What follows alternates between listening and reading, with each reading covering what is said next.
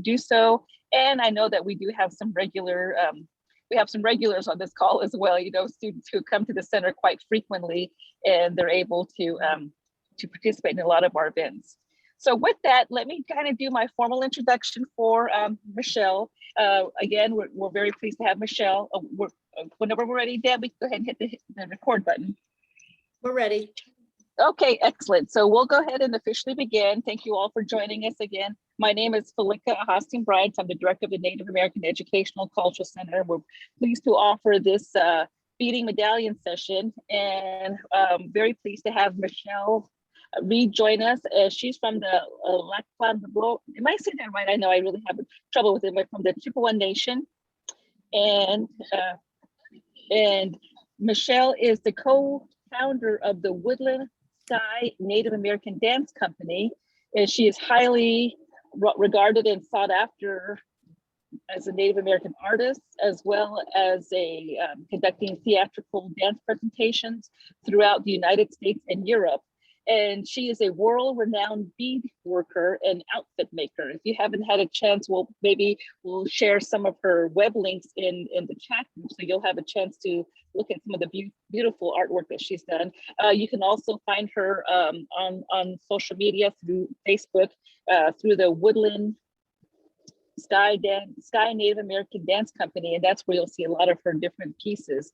And her beadwork and her sewing have been featured on numerous champion dancers and embody both traditional and cutting-edge contemporary designs. So with that, I'm going to go ahead and officially turn it over to you, Michelle. All right, thank you so much. It's such an honor to be here working with you today. I again apologize for the mix up with the time, but I'm so happy to be here. I'm coming to you live from my house in Upper Michigan, and this is my workroom, so excuse the mess. It's always crazy in here. I'm always working on sewing, beading, and just nonstop prepping for classes and things like that. So welcome to my workroom. First, I'll introduce myself in my Ojibwe language. Kiweden Ganuakwe Nindijnakas, Makwanin Dodem, Lac du Flambeau Nindonjaba. My name is Golden Eagle Woman, Northern Golden Eagle Woman, and I am a member of the Lac du Flambeau Band of Ojibwe, which is in northern Wisconsin. And yeah, I'm just so happy to be sharing this project with you today. I'm going to switch my screen so you can see close up what we'll be working on, and hopefully you've all got your kits and taken them out and looked through them. Oh no, that's not right. You'll see I have, let's see, I hope I'm doing the right thing here. Yeah, there we go. I've included your centerpiece here, and I have those custom made by a good friend of mine. And so she did the Purdue University. I've had the honor of doing classes for many different universities, and she's always come through making some really cool backgrounds and stuff. So, if you guys get really into beading, this is something really fun, and you can get a lot of different centerpieces made to bead around. Then this is the finished product. This is what we're going to be working on today. The focus isn't great, so let me see. This is what we're going to be making today. It's a mini medallion, and as many of you may know, the circle is very important in all tribes, I believe. I know there are hundreds of different tribes, and among those tribes, broken down into different bands, and among that, different teachers. But one constant that I see among all of our communities is that circle.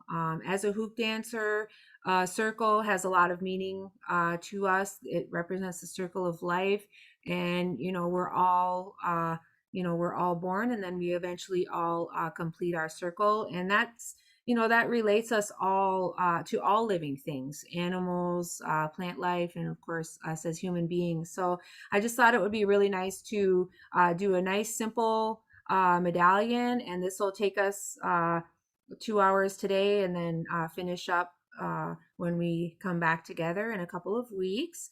So the first thing, if you guys have some scissors handy, I don't know if if you guys have scissors available, but everything else besides scissors is included in your kit.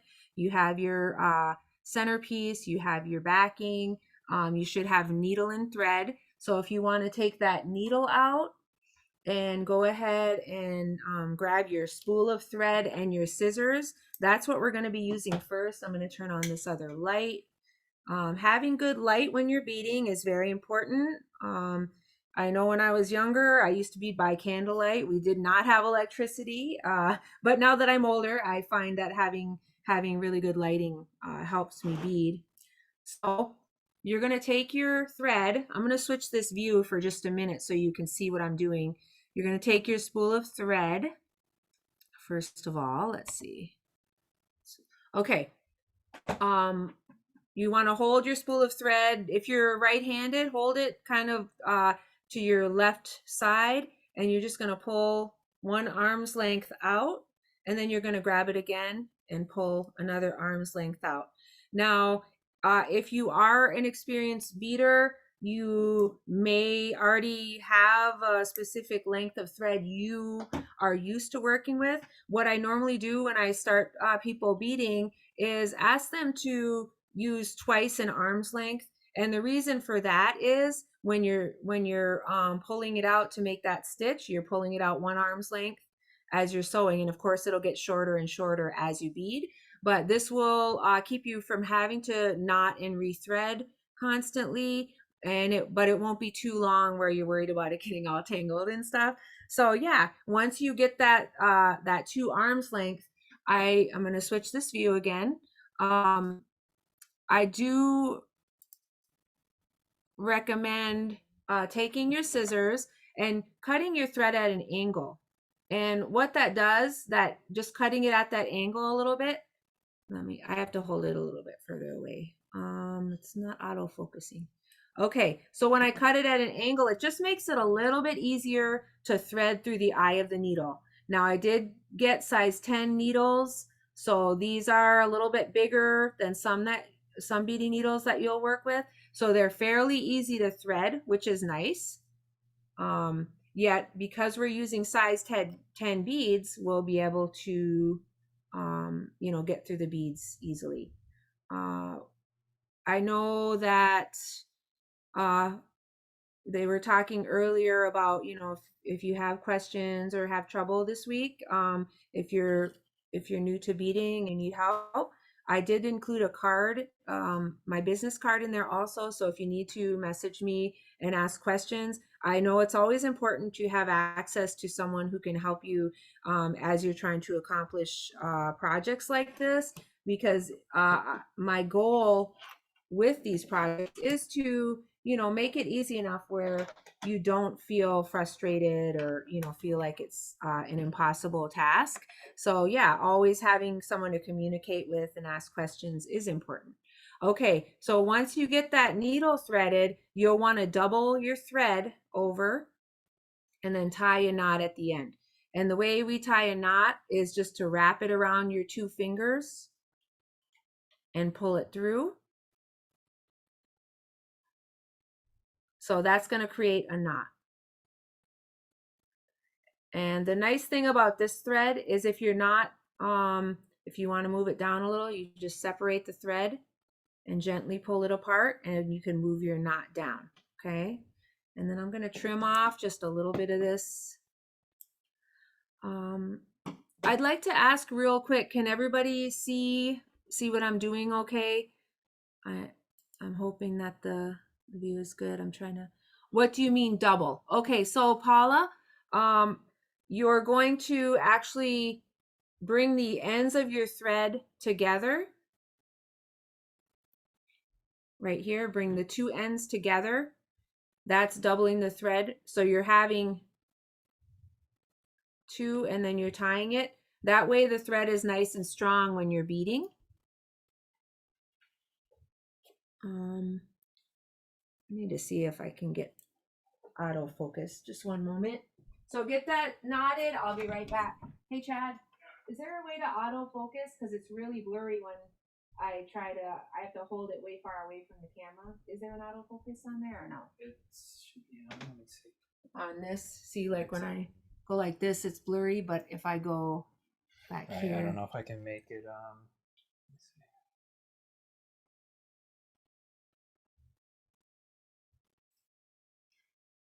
Just trying to show them the thread. All right, try that. Okay, yeah, that seems better. All right, cool. Thank you.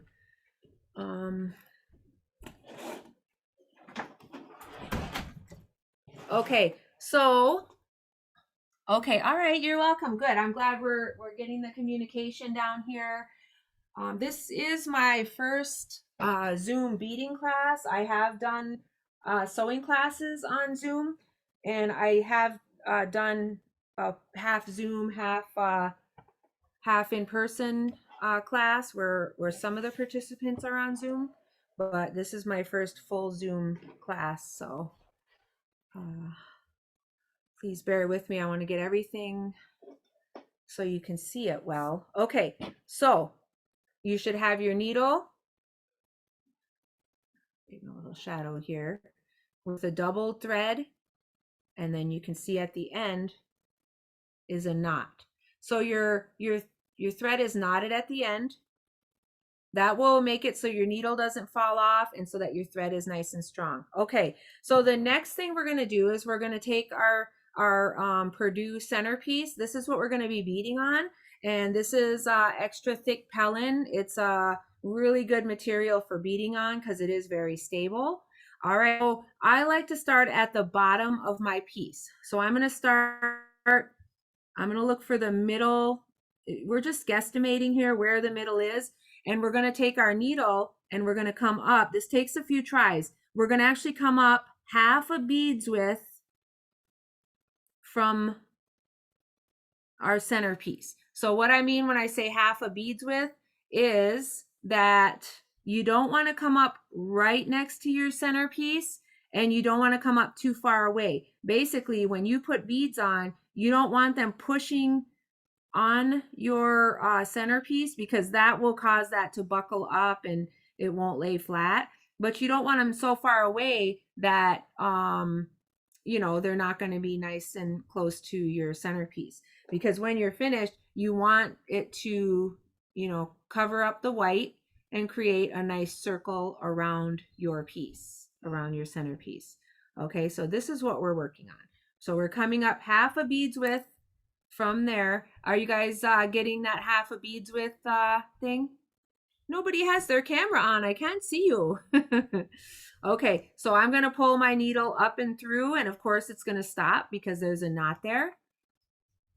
Oh, I see Paula and Hannah. Hello, bonjour. All right, so we're pulling that up and through, and once you get that up and through, that's when we're going to get our beads going. We're going to actually decide, okay, this is about design at this point. I've included mainly black in your bead selection, and then I also added the fire colors and some gold, because you know, black and gold being your school colors, I found out. So that in your bead tray you will see all that variety of beads. So black is probably going to be one of the main colors you have, because you want to make sure you have enough to go all the way around.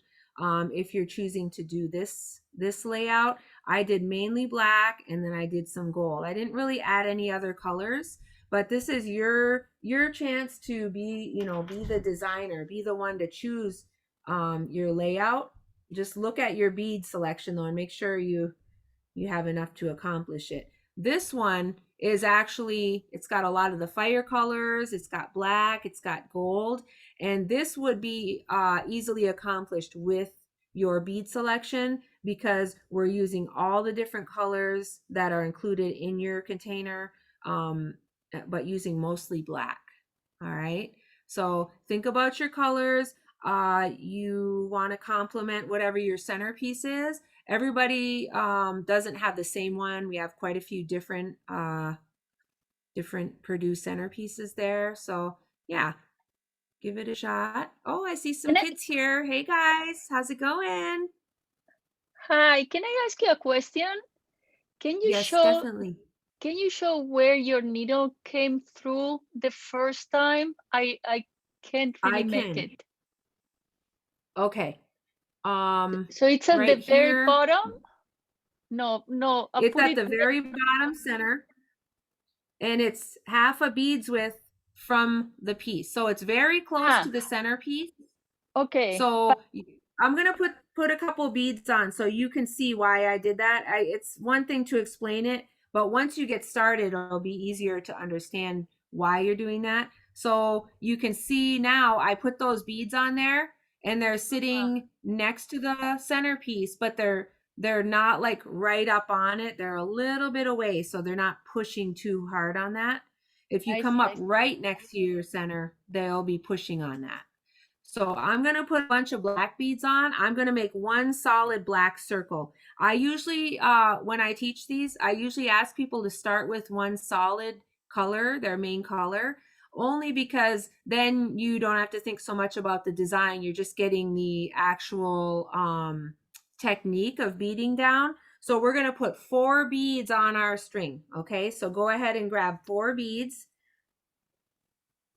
Michelle, we have a question in the chat. Someone is asking Oh, go ahead. Oh, let's. if they go up through the fabric before putting a bead on. Yes. So the very first thing we did was we came up through the fabric, pulled our needle all the way through, and then we'll go ahead and lay those beads on there. Yeah, this is the time when it's a little hard to understand what exactly we're doing because you can't see where the beads are and stuff like that. But yeah, your knot will be in the back and your needle and thread will be up on top at this point. So then we'll put on 4 beads. We'll always be using 4 beads for this part. So I put 4 black beads on. Okay. Can you see that pretty good? Let me move my light a little closer. So the good thing is once you get this 4 beads thing down, then it's just the same thing over and over. One thing about our arts is a lot of them are very simple. It's just a lot of repetition, and as you go, you'll get faster, and your beadwork will be tighter, things like that. But it is a very simple process. So I have 4 beads on. Now, one thing that I do, I'm right-handed, and as you heard earlier, I'm also a dancer. And one thing that I have done growing up when I dance is to dance clockwise in the arena. Just for you little ones, you know how the hands of a clock go around to the right and they keep going around. So when I make my circles on my medallions, I always go to the right. Okay, so I'm holding, I know it's hard because this is turned with the camera. You're not seeing, it might not look like it's going to the right, but it's actually going to my right. So I'm gonna push the beads all the way on so they're sitting down on my fabric, and then with my left hand I'm gonna hold those down. Okay, I want to hold them in place because now I'm gonna sew them in place. I'm gonna sew them down. Now, when I go down through my fabric, I'm also, again, going to go half a bead's width, okay? Can you guys see where my needle is at?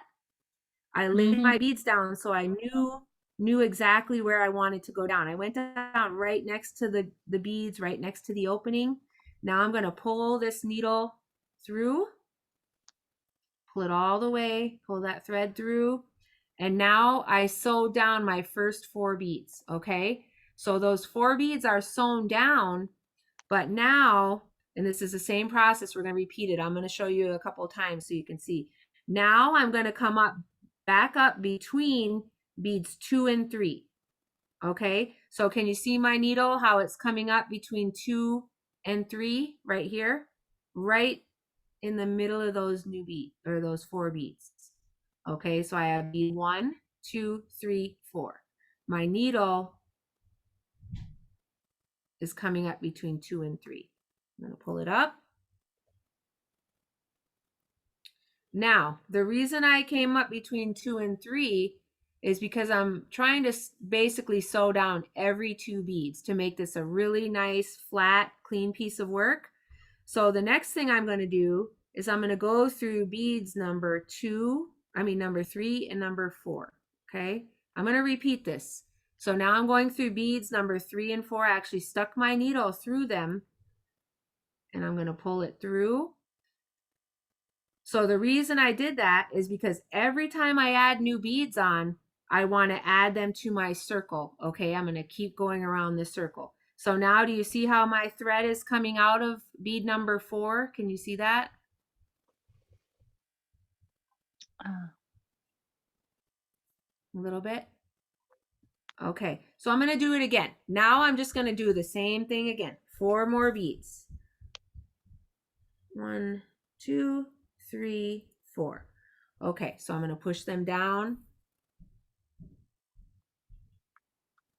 I'm going to hold them where I want them to sit while I get my needle and go down through my material. Okay, pull it through. And then I'm going to come back up again. So I just put 4 new beads on, right? So of those 4 new beads, I'm going to come up again between the second and the third beads, right in the middle of that new set of beads. All right, then I'm going to pull it through. Now I'm going to go through 3 and 4. And I'm doing this so I can start again, adding 4 more beads. See how my thread is coming out of those beads? Or my thread is tangled now. Oh, your thread is getting tangled. Okay. So Yes. one thing that what I would recommend too is every time you take a stitch, go ahead and run your finger along your thread. That'll get any twists out of it and it'll be less likely to get tangled. Yeah, knots can happen when you're beading, that's for sure. That is a real thing. There's actually people when you're beading in groups, there's always those people who are like really brilliant at getting knots out. So I'm not going to say that I'm the best at getting knots out, but I have taken quite a few out. So as a beader, you'll learn that taking knots out is definitely important to know. So I'm going to pick up 4 more. I'm going to push them all the way down. So you can see we're working with 4 every time. I'm holding them in place. And then I'm going to go down through my material. Half a bead's width from that centerpiece. Come up. It takes a few tries sometimes to find the right place to come up. So I'm coming up between beads number 2 and 3 of that new set that I just put on. So I'm always just working with the new 4. Coming up between 3 and 4. Hey, I got it. Going through. Okay. So is that Elena who you Yes. said you got it? All I right. Great got it. job. Okay. So Erin, how are you doing? I'm going slowly, but That's good. That's good. Okay, so I've been beading for over 40 years. So I do let people know that when I was little, it took me forever to figure out how to bead, even though my mom was teaching me. So I understand that beading, even though it's the same thing over and over, understanding the processes at first is really hard. But once you get them, I don't think you'll forget them because we're repeating it so many times. So yeah, I'm really happy that you guys are doing this and that you're working hard. And sometimes, especially when we're working with cameras, it gets a little hard to understand. So that's why, if you don't mind, I like to ask each of you just where you're at and if you have a question. And don't be afraid to ask a question. I really am excited to have you all make this necklace and be wearing these pieces to represent your school. So yeah, let's work together to get these all made. I think my beads are a little far away from my middle piece. Okay, can I see where you're at? Can you hold it up to the camera? Pretty far away. Okay, so those are pretty far away. Yeah. And I do think that you might want to, now I see you're getting the stitch down, which is excellent. You may want to take it out and start over because I see right where you're at right now, you're understanding your spacing. So if you start over right now, you know, you won't lose much time and you're going to come, you know, closer to that piece now. If it's only a little bit away, it's okay. We can kind of push it in with the next row, but I know you'll see probably more of the white than you want to at this point. So yeah, just take and you can just cut your thread right there and just pull them out and then start over. But yeah, this is all great practice. Beading just takes repeating and doing the same thing over and over. And, you know, learning this stitch, eventually, you know, you guys can be making, this is something that I made, and it's the same type of stitching. Ooh. It just, you know, you don't have a centerpiece. You're just filling in a picture. Okay. So once you guys learn this step and practice it, you can make whatever pictures you want with your beads. So yeah, this medallion today is a stepping stone for a lot of cool things.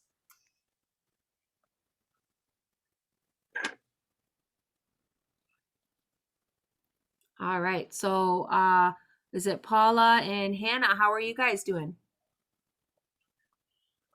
Doing good? All right, good. Such good focus. I appreciate that.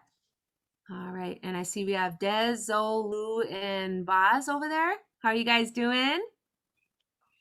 Doing all right? Oh, not all right? Okay. Well, it is a challenge, especially at your age, but I know if you keep working, you can do it. So yeah, keep trying. And it looks like you have your mom there to help you. So that's good. That's really good. All right. And just remember, one of the teachings that we have, and that a lot of my friends who are even different tribes have had, is that, you know, when we make our art pieces, when we make this native art, we understand that nothing is going to be perfect, and it's not our goal to make it perfect. It's just our goal to spend time together, make something beautiful, and, you know, do something cultural together. So we're not going to try to make it perfect. We'll try to use this as a learning experience for next time. And, you know, remember that the creator, you know, made us all human. So nobody's perfect. And that is always reflected in our artwork. But we try really hard to make it nice so that we were proud to wear it, of course. So yeah, if this is your first time beading, especially, this will be a really great feeling when you're wearing your mini medallion. And you know, people love beadwork. They gravitate towards seeing these beautiful art pieces, and they'll be like, wow, where'd you get that? I need to buy me one of those. And then you'll be like, I made this, you know, it's one of a kind. And yeah, it's pretty awesome. They're all going to be unique and different. Even if we try to make them all the same, they're all going to be different. So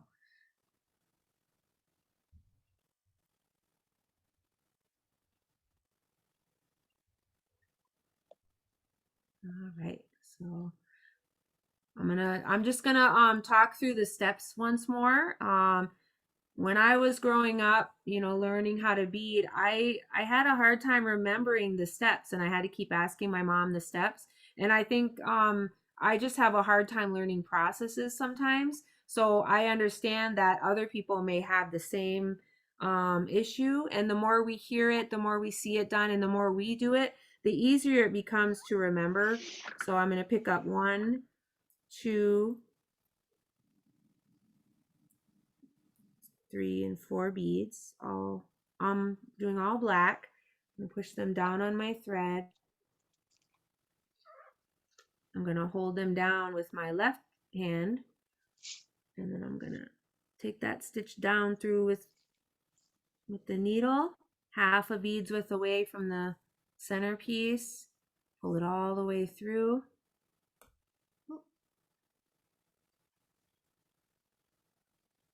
Got a little knot there. Going all the way through. And coming up between beads number 2 and 3.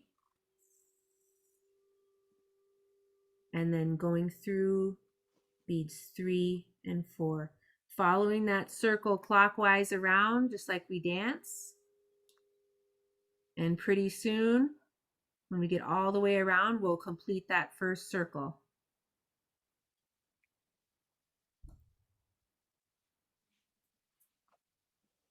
So you are doing a circle all with black? Yes, uh-huh. I'm starting my first circle with black, and as you can see on this piece, this has one circle of black, and then I did a circle of 2 gold, 2 black, 2 gold, 2 black. I did start this piece. I did do a bunch of colors on this piece for my That one is first row. beautiful. Yeah.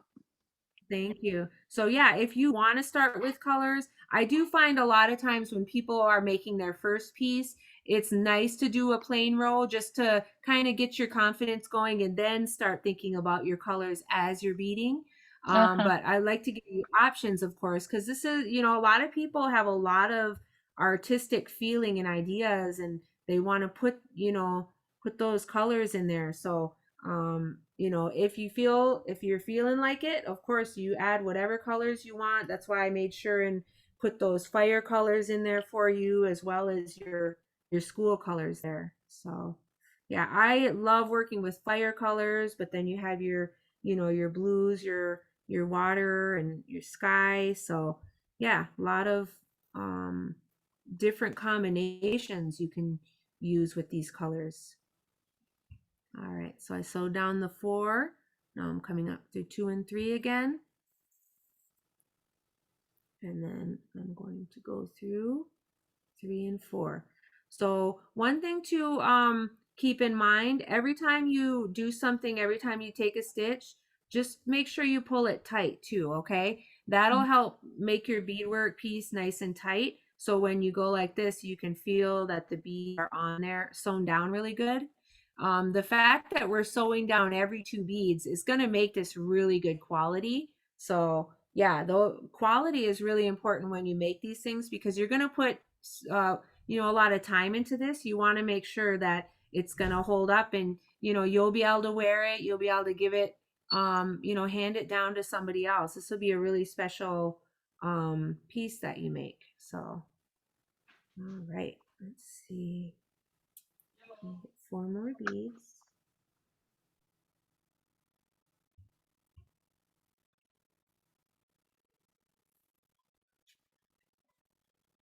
So you'll probably notice in your packet also, I sent you guys a leather strap, and that is a piece of deer hide that I cut for each one of you to use as your neck strap to wear your necklace with. And yeah, it's so nice to include those natural elements, and to remember, you know, when we are able to work with deer hide and things like that, we definitely have to appreciate working with those natural elements. Also, we have some replica elk teeth.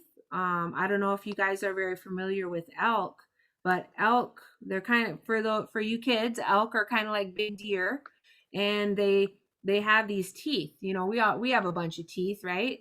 They have 2 of these teeth. Each elk has 2 of these. They're called eye teeth.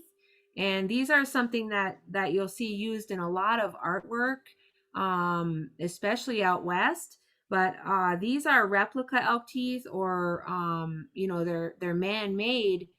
You know, so they look like the actual teeth that you would get from an elk. And these are another way that we can represent our animals when we make our work. So yeah, just something nice that you can add to decorate your piece when we get to that point, of course.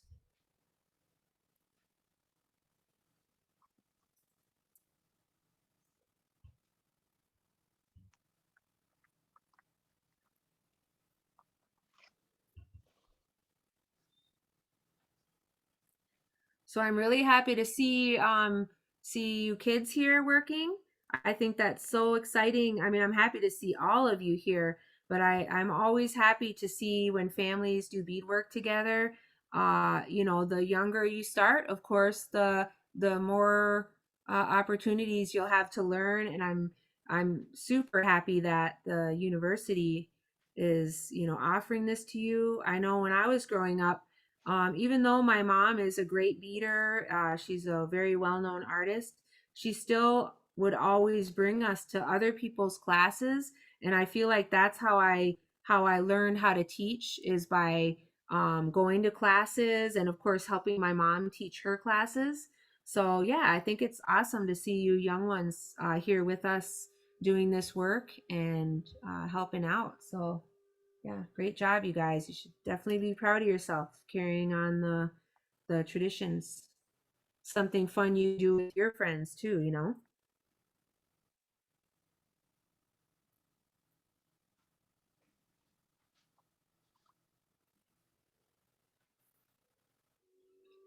All right. So hopefully everybody's doing well. Everybody looks like they're really focused, which is great.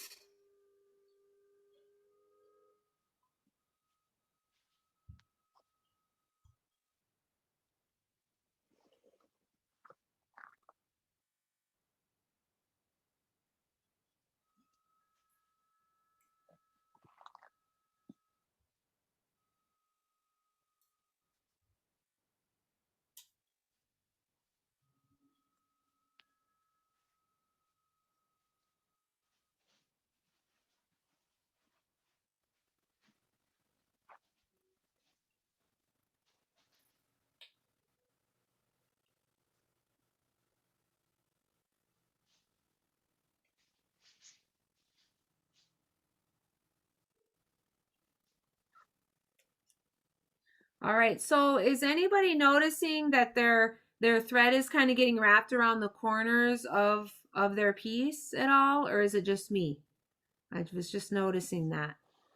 So if that's happening to you like it's happening to me, if you want to take your scissors and round out these edges a little bit, don't cut a bunch off, but just rounding out the edges so your thread isn't getting wrapped around them.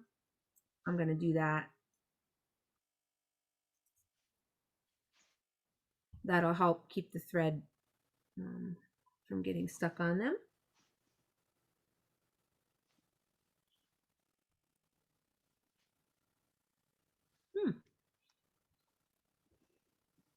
I don't know what's going on. Sorry, my picture just went somewhere.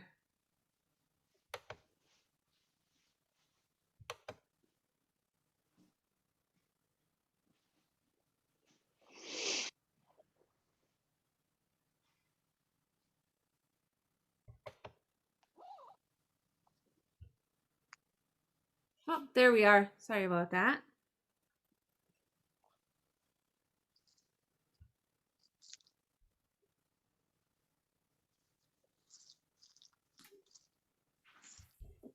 Michelle, we do have a question in the chat. Someone is wondering if there are traditional patterns, symbols, or centerpieces for the center for you or other tribes in lieu of the Purdue medallion.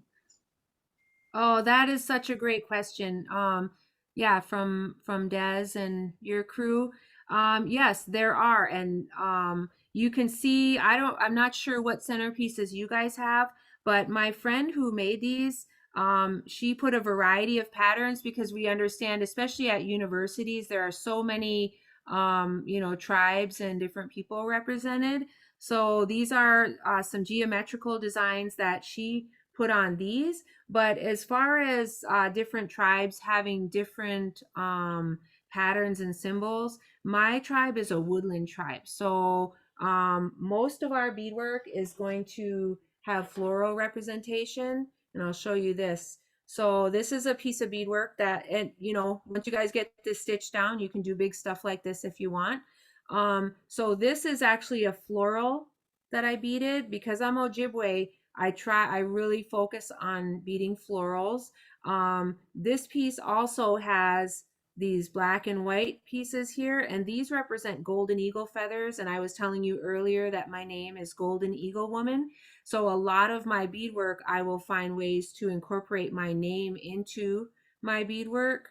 Now, you know, you have so many hundreds of different tribes, and within those tribes, there are different, you know, traditional family patterns. There are different symbols, you know, that can that people use to represent different animals and all sorts of things. So again, you know, woodland tribes, you will see a lot of florals, and then you know, out west you'll see more of the geometrical, but you're seeing more florals, even, you know, coming back from the tribes out west, which is pretty amazing that, you know, we're the resurgence of all these designs and things like that. So as far as centerpieces, you know, one thing I've been beating a lot of lately is Baby Yoda. So my friend, I asked her to make me some Baby Yoda centerpieces. I'll have to see if I can find some of those, especially since we have the kids here. So yeah, you can, you know, if you have a family symbol, if you have a favorite character, those are the things that, you know, a lot of people really get into beading around, because we're really tying in our contemporary culture now to our traditional ways. So, you know, this is Hatsune Miku. I don't know if any of you guys are into the, you know, the Miku and things like that.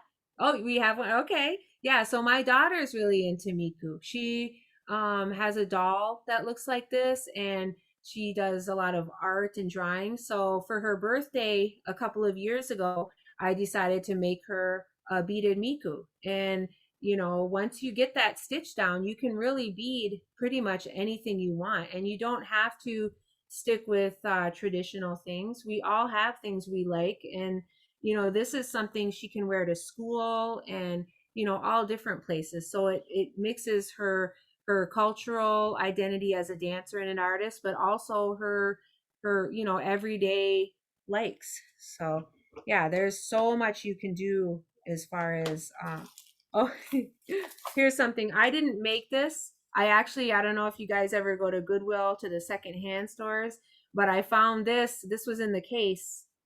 Someone had donated it, so I bought it because it's a Teenage Mutant Ninja Turtle, and I just thought it was so cute. So yeah, there's so many things you can, you know, you can just draw a design and bead. Don't even need a centerpiece, but centerpieces are really great for beginner beaders. So I do try really hard to, you know, start out that way. Well, I was looking for a Baby Yoda. Is anyone else a huge Baby Yoda fan here? Yeah. Okay. All right. Miku and Baby Yoda. All right. That's awesome. Do you have a technique or anything where you can go, like, it's easier to go up through the two beads, or the two sets of beads in the middle? What I do here, I'm going to show you real quick. You know, it's taken me, like I said, I've been beading for over 40 years. It's taken me a while to get faster at finding where to go, but I really just hold it and I watch where my needle comes up. You know, I basically, I'm guessing for a while, but after a while you start guessing closer. So if I come up over here, I just know I have to come a little bit closer to me and a little to the right. And I just keep trying until I get it where I want it. So it's really about, you know, that first time you come up and then correcting to the spot that you want to come up next. Let's see. I'm going to try to. What I have been a little doing window. is punching the needle where I want it to come out, just partially punching it, and then turn it around, see where it came out through, and approximate from there. It works pretty well. Thank you. That is a good technique for beginning, but if you want to try to build speed, and you know, if you really plan on becoming a beater and beating large pieces, practicing your, you know, holding it and coming up will help you gain that that technique quicker, because if you do this every time and then you look and then yes, you use it, it takes forever. It is right. So I would love for you guys to practice this technique. By the time you get around that circle the second time, your practicing and perception of where the needle should be will be much better. It seems slow when you first start, but every time you do it, now I'm just telling myself, okay, move it closer, you know, and you really are, I mean, it's kind of like a math problem. Okay, where is it now and how much do I need to move it to get it in the right spot? And as you move around the circle, you will find every circle you make is going to get easier and easier. So, one thing that I do in developing my classes is I try to develop a way to gain speed when you're either sewing, doing applique sewing, whether you're beading, and thinking of, the long haul, because I really do hope that this class leads you guys to want to bead more things and, continue with this. So having that skill to do things quicker will give you more of a sense of accomplishment and make you want to, pick up that next piece and, keep moving forward. So yeah, give it a try and keep practicing that technique. I promise you, it will pay off. I've taught many beaders who have really become great artists. So yeah, I really hope you guys will do that. And while you're focused in beading, I'm gonna show you my baby Yoda. Since the kids are here. Let's see.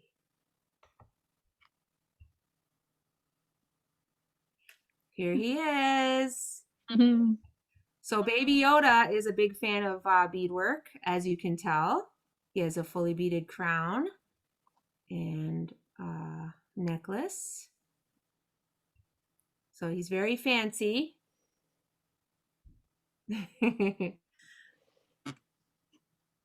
So yeah, I just thought I'd show you him.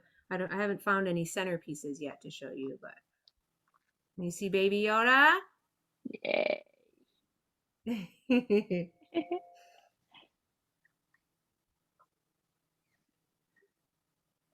right, we'll put it back on the hands.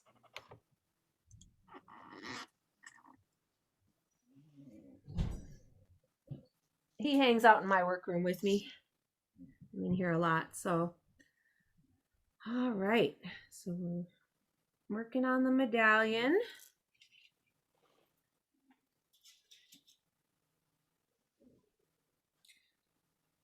So yeah, once you finish that first circle, let me know and we will move on to the second one. And just as you can imagine, once you finish that first circle, starting the second one is exactly the same as when we started the first one. We're gonna move out a little bit to the next row, half a bead's width from the first row. Oh, okay. So Paula, you're gonna head to work, but watch the recording back next week. Awesome. Well, thank you. And if you have any questions, I did include my card. So please make sure, if you have any questions to, get in touch with me. We can always messenger call on Facebook.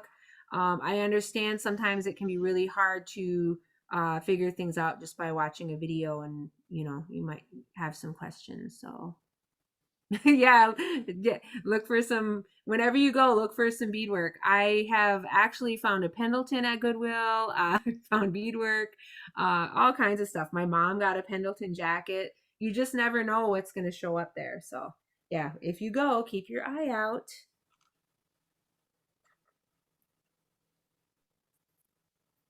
All right, so I'm going to add 4 more.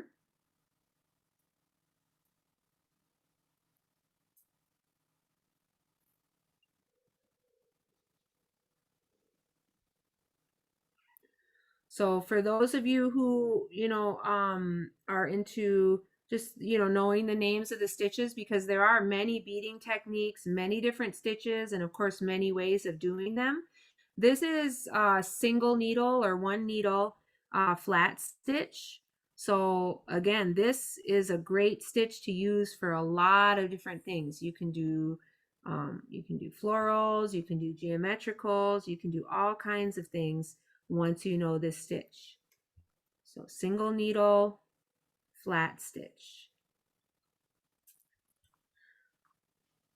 So you can see I don't have much space left for this first row. So I have to make sure that I put the right amount of beads on so I don't make it crowded and make them, see how I put 4 on, but look, it's really crowded. That one doesn't want to fit in there. So I'm actually going to take that one off. I'd rather it not be super tight and then the beads are bunching up and piling up. So I'm going to take one off. This last one is only going to be 3 beads. So then I'm going to go down next to that first bead that I put on at the start, all the way through. Slows down. And then whenever one of you guys is ready to start the second row, I will wait and do that with you. Because that second row, again, will be half a bead's width away from the first row.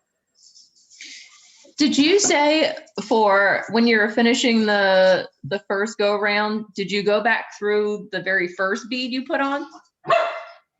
I did not. I actually just ended up going straight down right next to it. And that's it. So you have the needle on the back. Yep, and see I have it right here, and I'm going to come back up for my next row once I finish the first one.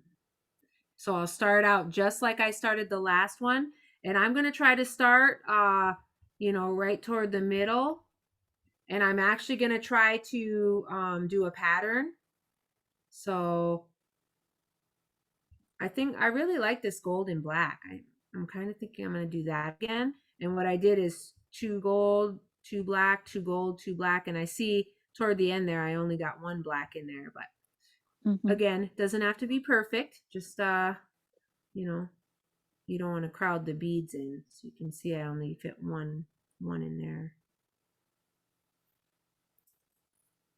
Yeah, you guys have great colors, gold and black. Awesome.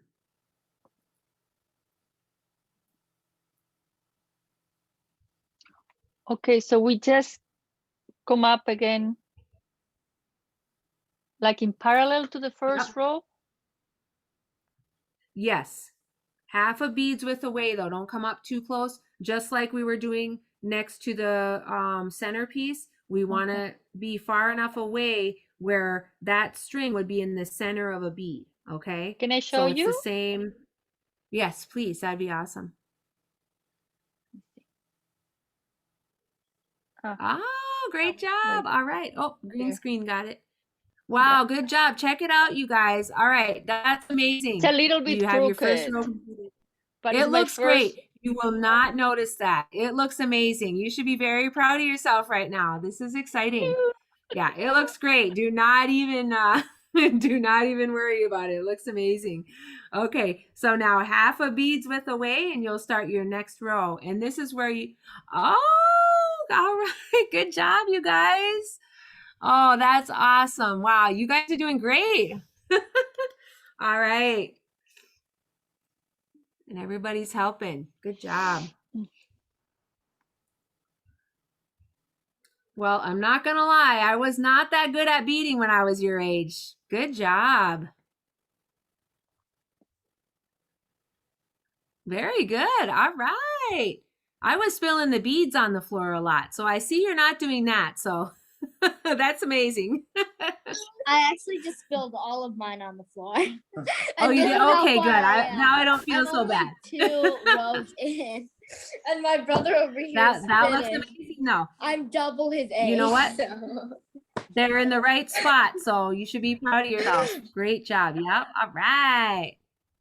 And yeah, we all spill beads sometimes. I have a whole bunch of beads on my floor, but that's all right. It happens. We can pick them up later if we have time. All right. So we're doing this, guys. Erin, how are you doing? Are you starting to get that that technique down, do you think? Yeah, I'm trying. I come up so far away from Okay. Well, don't be scared to don't be scared to even come up underneath the centerpiece. Sometimes I'll come up and I'll feel that I'm pushing on the centerpiece, and that's okay. I'll just move it out a little bit more. You know, you don't have to be worried about messing up the centerpiece or anything. It's better to get close enough than, you know, feel like you're too far away and your background is showing a lot. It'll all push together when it, you know, when we put on the rhinestones and stuff. But yeah, just don't be scared of coming up too close. I totally get that. But yeah, just keep trying. Practice, practice, practice.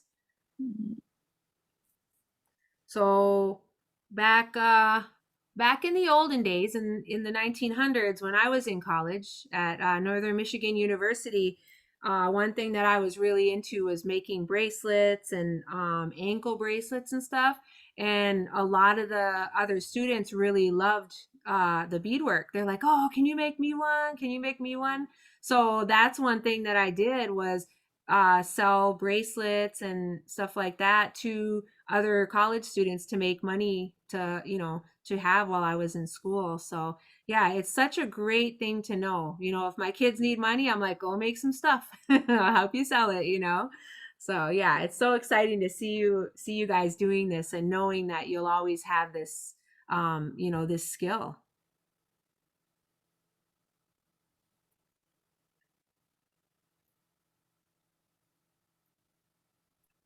I was very focused. I forgot to thank you for that advice because I'm always going a little too far away.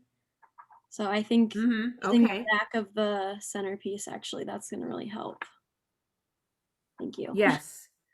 Yeah, those little tricks, you know, and I will say that I'm really happy that you guys are just going for it and everybody is just working hard. Sometimes when we do things like this, we get nervous and don't want to try, or we don't want to ruin anything, but you really can't mess this stuff up. You know, it's just a great practice, and but when you get done, you'll be wanting to wear it, I'm sure.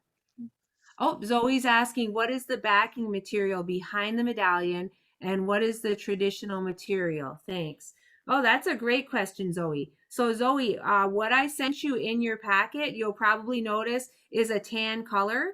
And this tan color, this is a material, it's kind of like a velveteen. It's a real soft fabric, and it'll, when you're wearing it, it'll feel nice against your skin.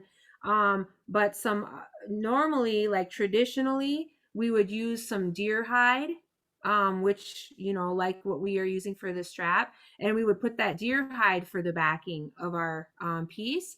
But I decided, because you guys are just starting out on beadwork, to send fabric instead, because fabric is a lot easier to sew through by hand. So that's a great question. And if you get the opportunity to work with deer hide in the future, you'll see the difference. When you start working with deer hide, sometimes you break your needle, and it takes longer and stuff like that. So yeah, but it does create a beautiful backing. That's why I made sure and send something that looks like deer hide, so you'll still get that feeling and that representation of the animal, but without having to do the work of it, because we only have 4 hours for our session. So yeah, great question. I love it. And Wawaskeshi is how we say deer in Ojibwe. Wawaskeshi. Can you guys say that? Wawaskeshi. Wawaskeshi. Yep, there you go. Wawaskeshi. Yep. There you go.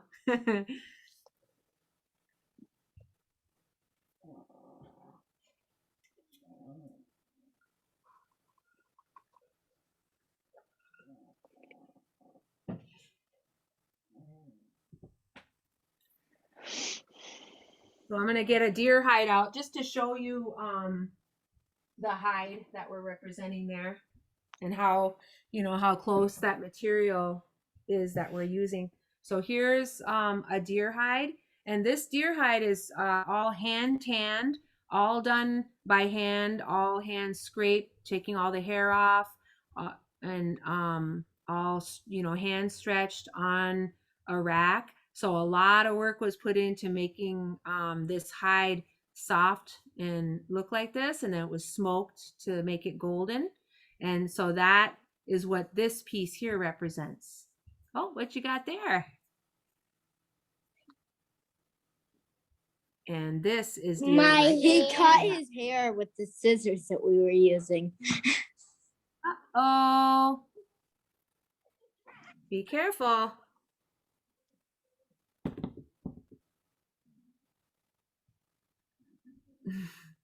Well, you might have to put that little piece of hair inside your medallion so you can have that for a memory of the day you made your medallion and trimmed your hair. All at the same time. But ask your mom first, okay?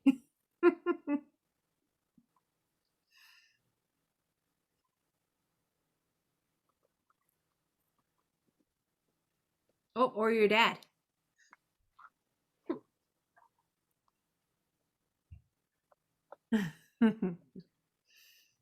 All right, I'm gonna put this turtle back up here. He is too cute.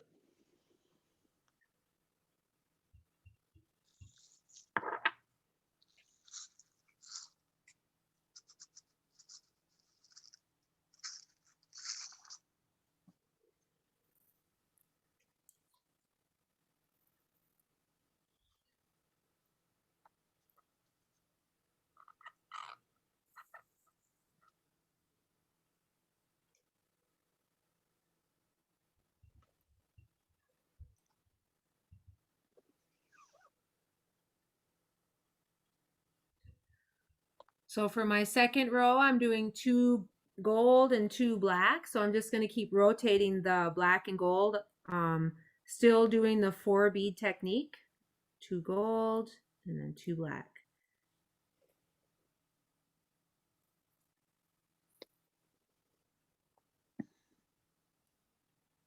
Holding them there. Sewing it down.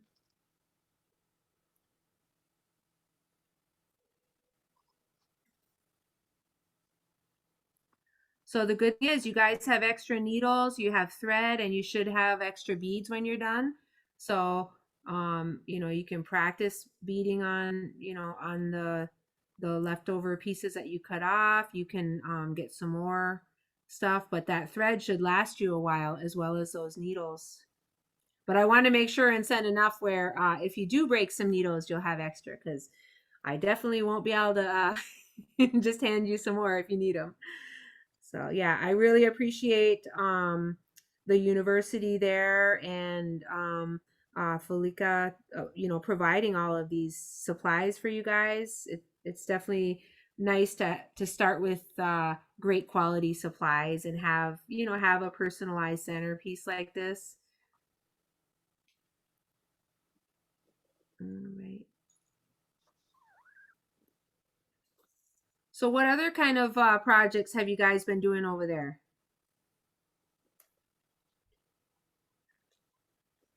Or is this the first one?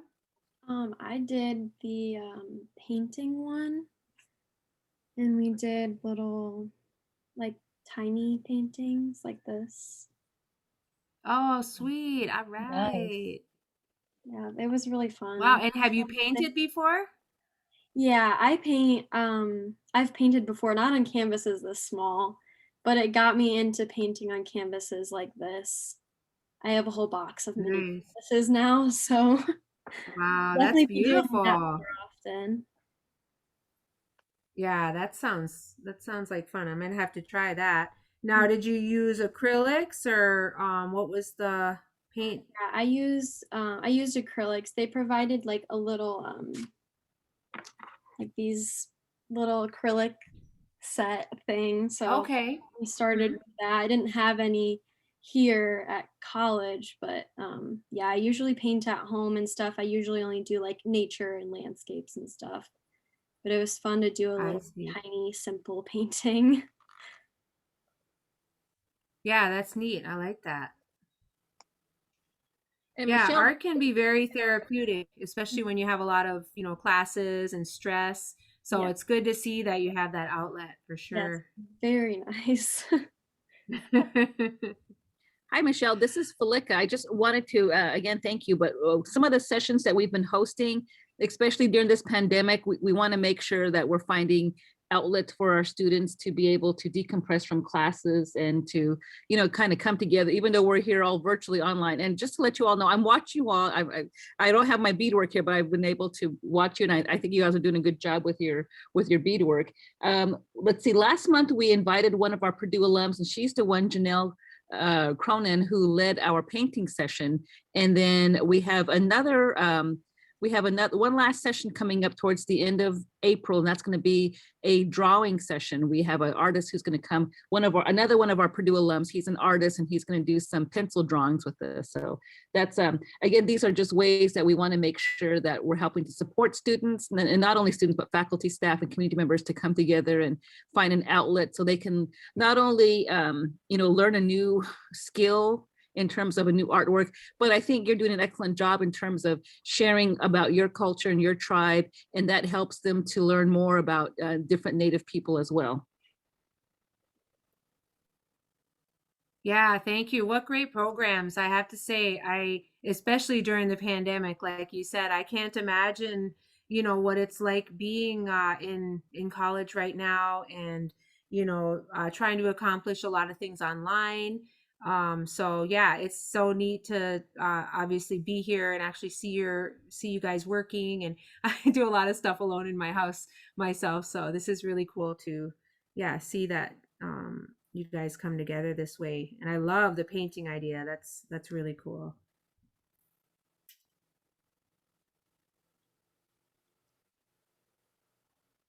So how do you say beads in Ojibwe? Oh my goodness, beads. That's a great question. So I'm not fluent in Ojibwe. I do know some words, and the translation is more like colorful seeds, and it's not coming to me at the moment. But you know, traditionally, Ojibwe people, we would use porcupine quills for decoration. So before we had the beads, we would have the quills of the porcupine, and you can get quills from a porcupine, you know, while they're living, running around. You can throw a blanket on them, and the quills will come out in your blanket, which I don't recommend to the children. Because they can be very dangerous. But you know, so there are techniques to gather quills, and then back in the day they would use natural, and some people still do use the natural dyes for them, but more recently you'll find people using like RIT dye, or you know, party streamers that have really bright colors, and boiling that with the quills to get the really bright colors that you see now. So yeah, and there has been a really big movement toward people getting back to quilling, because for a long time, you know, beadwork pretty much replaced quilling. Of course, the beads are you just buy them and you use them, whereas quills, you know, you have to prepare, just like you would a deer hide, and you know, different things. So to be able to just buy beads and, you know, create your artwork really is a time saver. But yeah, lately more and more people are turning back to quill working, and you know, doing these things that we've done, you know, forever. So yeah, you are going to see more of that. Let me grab some quill work to show you guys. I know you're working away, so I'll just grab that, because I think it's important to see what the evolution is of, you know, of our art, and you know, how things have changed over time.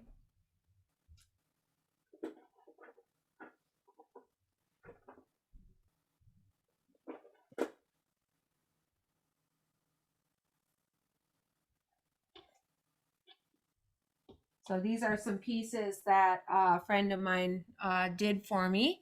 So I'll show you these, and these are done with the porcupine quills. This is a pair of earrings, and you can see this is a golden eagle tail represented here. The golden eagle is it just has such a unique and beautiful tail. So this is representing the golden eagle tail. It's black on the tips and then white. So, and these are all quills. So those of you who have seen porcupine quills, they're white and then they're black on the ends. And then you can see here where he dyed them with different colors to, you know, to add to the piece. So I even thought the back in the day, we would, oh, go ahead. I thought the quills were hard. No, I'll show you some raw quills right out of the porcupine.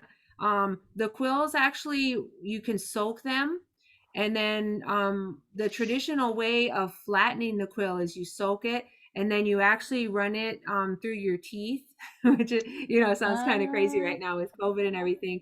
But you use your teeth to flatten it out. And some people now will use different, you know, different tools to flatten them, more modern way of doing it. But most traditional quillers will flatten them with their teeth and then attach, you know, wrap them. This is actually bands of rawhide that are wrapped in quills. So each of these circles is a band of rawhide wrapped with quills. So this is a very time-consuming art form to do.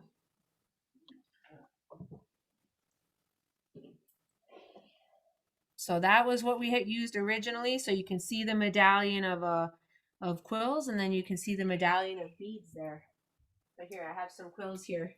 Yeah, and of course, you know, the quills are pointy, so working with them, you don't want to spill these on the floor. If you spill beads, it's not a huge deal, but if you spill some quills, yeah, you're in trouble. And the dogs and the kids are going to pay for it if they're running around. So yeah, so here I'm going to show you a bowl of quills. Oh. So these are some porcupine quills. And so you have two ends. You have the end that that was sticking in the porcupine, and then you have the end with the black that is actually very pointy, and that's, you know, that's what gets stuck. Like if a dog, you know, tries to bite the porcupine, it'll get stuck in its face. And if you ever have the opportunity to hold one of these, you can feel how sharp that end is. Wow. So yeah, these are the raw porcupine quills. And the artist who you know, made these earrings, he chooses the thinnest, finest quills to work with, which gives the most detail. Just like if you were, you know, as a beader, you're choosing your beads according to how much detail. So we have size 10 beads, which means 10 beads per every inch. So the bigger the number, like these beads are size 13 right here on the legs of Miku. These are 13, so that means there's 13 beads per inch.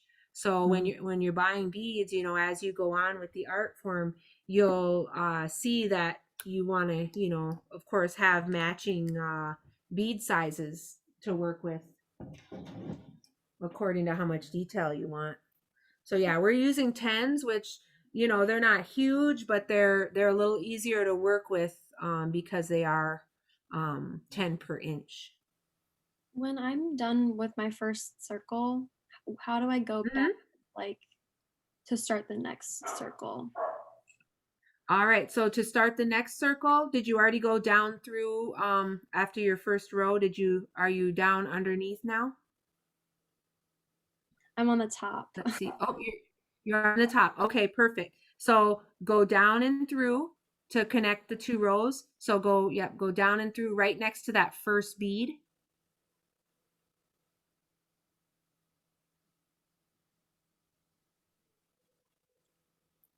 You'll basically want to close up that first circle, make it all come together, complete it.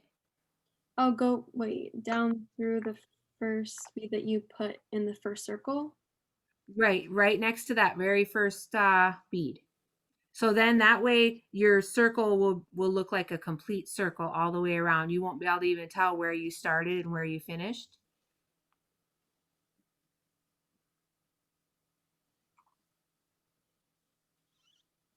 So put it through the, Here, can you hold it up just a little bit? sorry.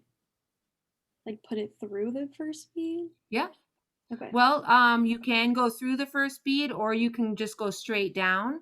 Either way, just as long as you get your needle down to the bottom of the piece so you can come up for your next row.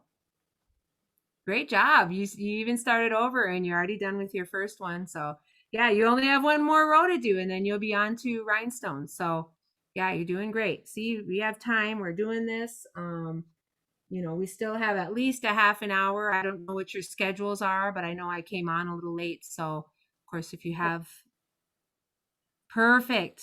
Awesome. All right. So now you're just going to come up for your next row. And when you do that next row, you want to come up half a bead's width from your last row of beads. Just like before, remember where we were trying to get it fairly close to our centerpiece, but not right next to it. So don't go too far away either. You know, you want to be close enough where those beads will lay right next to it. And that way your second row, see, will hug up next to your first row and it'll look nice and neat. Okay. So yeah, I'm so happy that you got that down and that you started over. Cause yeah, that looks great. You're gonna be really happy with that piece now.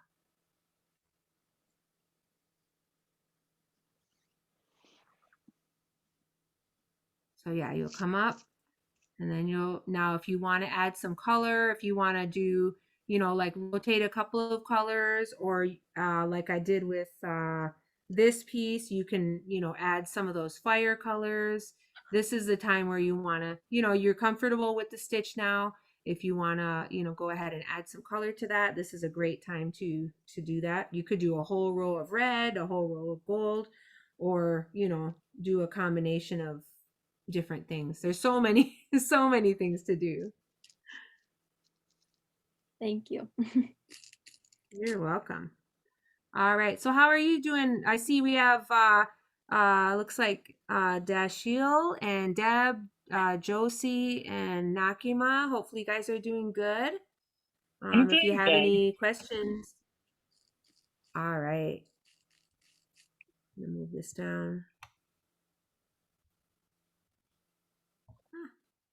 Ah, nice. Oh, very good. All right. Love it. Yeah, I love how you started with that gold in the setter. Yeah, it's going to set off your pattern. You have that turquoise with the fire colors. So beautiful. All right. Feeling it. It's nice once you knock out that first row, Josie, that how you start to get a groove, right? Yeah, thank you. It's just I'm on my phone, so it's kind of hard to prop it up. Oh yeah, I understand. I feel you there. But thank you so much for showing us your progress. Yeah, you're doing great. And yeah, you know, sometimes when you're beading, you just want to stay focused and stuff. So yeah, even if you get a chance to show us here and there, it's appreciated. Good communication. So how are you guys doing, Des, Zoe, Lou, and is it Mbaz? How are you guys doing? Yes. I am. My dad is like starting his next row. I think I'm the slowest person besides Mom because she gave me Oh, you're her almost done pendant with because your my first kit row. didn't get a pendant, and so she had to start just plain on the buckskin or whatever it was. I'm still the Oh, okay. slowest. And I still have this giant gap right here that I'm not very happy about. Oh, Yeah, don't Mom worry. had You to won't even start see it on when the it's done. buckskin, and it looks like she's trying to do a 3D flower right now. But she's Ooh, helping my brother. wow. So. All right. Well, great job. And you're almost done with your first time around, so you're doing great. Definitely don't worry about being fast right now. That's something that you're going to build on. So yeah, keep on working. You're doing great. This is only our first class too, so getting it done. All right. So looks like everybody's really moving along. Switch this back over.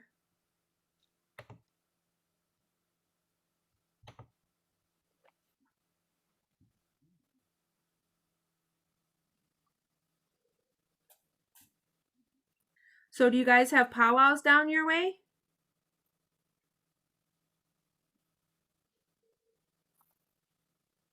I wonder if I have my sound on. Well, I know you're focused, so it's hard to talk in beads. So This is Felika. I can answer that question. We there's really not many powwows down here in Indiana, just given that our Native community is fairly small, and you know, you've worked with Nikki Bell down at Bloomington, and I think we often encourage students and people to go down to the IU powwow that they host. I know they have a couple locally, you know, like they have the smaller ones, but usually when we want to go see powwows, we'll go up north. We've gone up to Michigan, to some of the Michigan University, MSU, or even up to Chicago for some of the powwows. So we always encourage, you know, if there's some powwows, traditional powwows to go to, there's some that they can visit up north. Oh, nice. Okay. Very cool.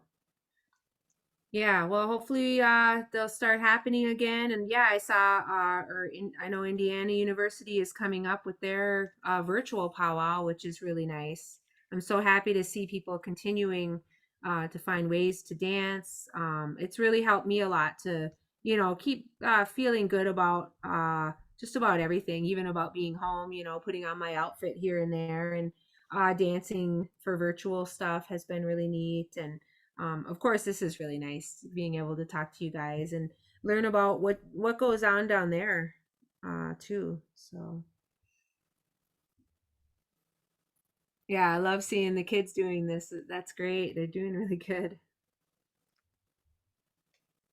Yeah, these are life skills you guys are learning. It's pretty amazing. I hope you keep it up, because yeah, it's when you learn young and you just keep building on that.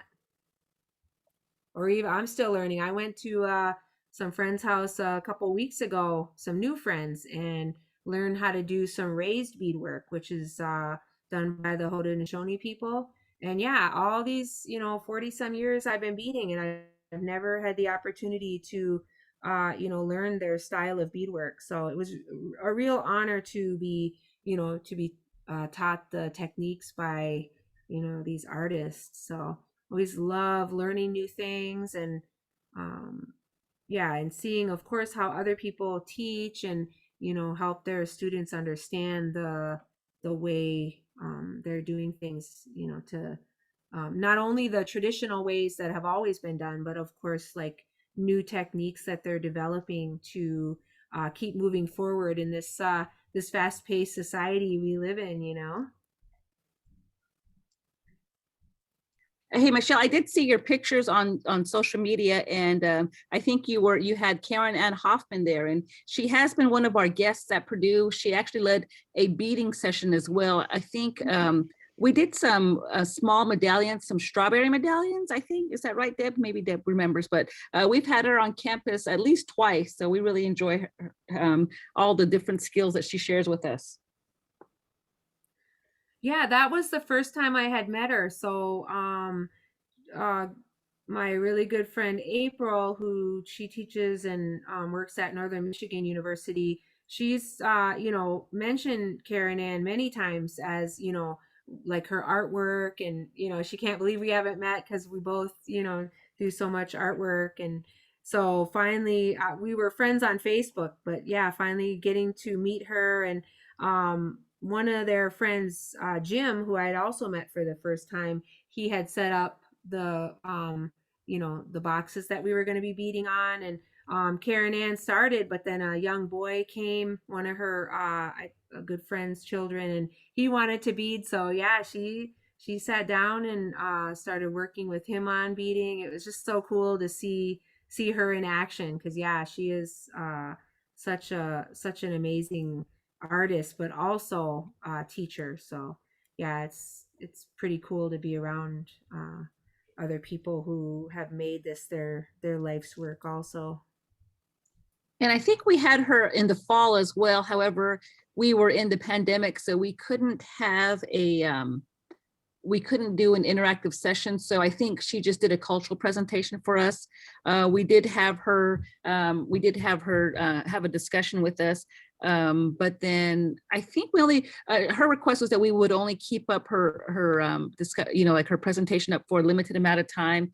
And so that's no longer on our YouTube page, but yeah, she is one of the artists that often attends at the Idle Droid Museum downtown Indianapolis. And we have a really good partnership with the Idle Droid. So they allow us to bring some artists to campus in the fall. And that's how we got to meet like Karen Ann Hoffman, Katrina Mitten, who else? There's a bunch of artists up in Michigan. I can see their faces, but their names are escaping me. But they bring all the different talents, whether it's beadwork, painting, drawing, basket weaving. So that's how we've been able to really bring these speakers to campus, and they're able to share their stories and their skills with us. Nice. Yeah. Well, it is cool that you're so close to Michigan, like you said, because there's so many tribes down in lower Michigan. There's so many different communities. So I'm in upper Michigan, of course, so I'm pretty far from those guys, but I have traveled down here and there to, do different things.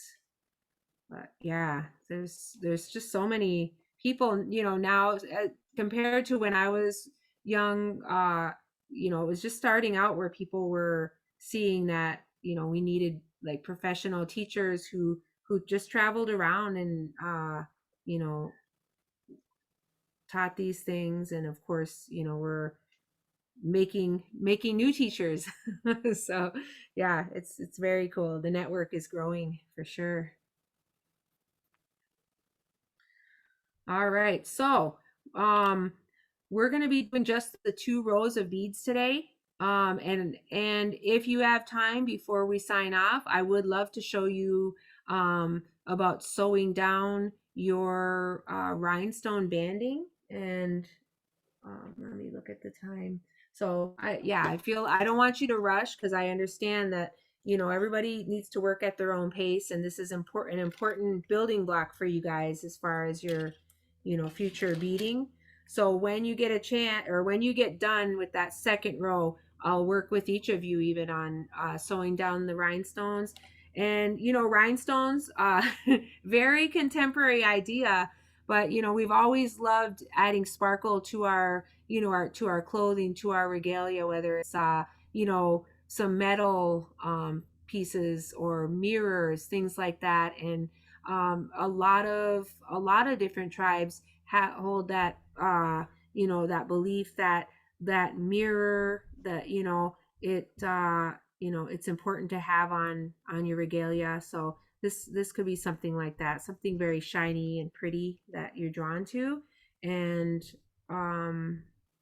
we're just gonna make a circle of that around our beads, and it's almost just like adding another row of beads, but something different, something sparkly. So yeah, when you get done with your second row, I'll show you that. Can I show you something? Because I like in the first row, there is no space for 4 beads. So what would be the best way to finish it?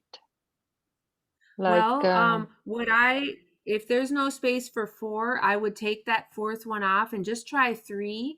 And it might not fill the space up all the way, but you'd rather have less than too much, because if you have too much, you're going to get like a little hill, and it's going to look messy. So I would take one off and see how that looks.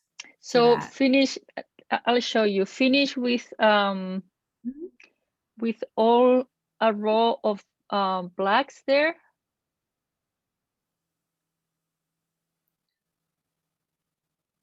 You see, because you have 2 gold and a black.